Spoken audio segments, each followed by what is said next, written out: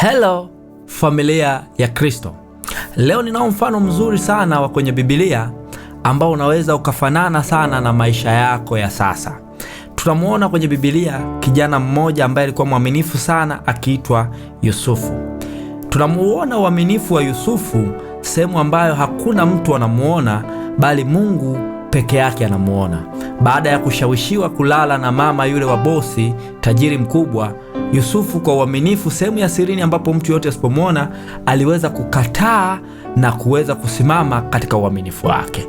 Tunaona miaka ya mbeleni baadaye Yusufu akiinuliwa na kuwa mtu mkubwa sana, ingawa kwa uaminifu wake pia alipitia changamoto nyingi. Ni sawasawa na leo hii ninakusii mtu wa Mungu, yako mambo ambayo unapaswa na unajaribiwa kuyafanya ukiwa sehemu ya siri ambapo hakuna mtu anakuona bali Mungu peke yake anakuona. Mambo ambayo unaweza kuyafanya yasiyokuwa ya uaminifu na usiweze kufungwa wala kukamatwa kwenye maeneo yote ya kazi.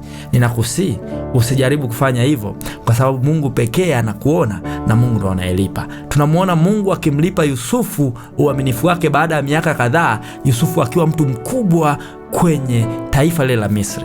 Si wanadamu wanaweza kukulipa kwa sababu wanakuona, lakini yupo Mungu ambaye atakulipa kwa kadiri ya uaminifu wako ambao umeonyesha. Na wakati Mungu anakulipa, atakulipa watu wote watashangaa, na wewe utatukuzwa na kuinuliwa na kuwa mtu mkubwa. Ubarikiwe sana.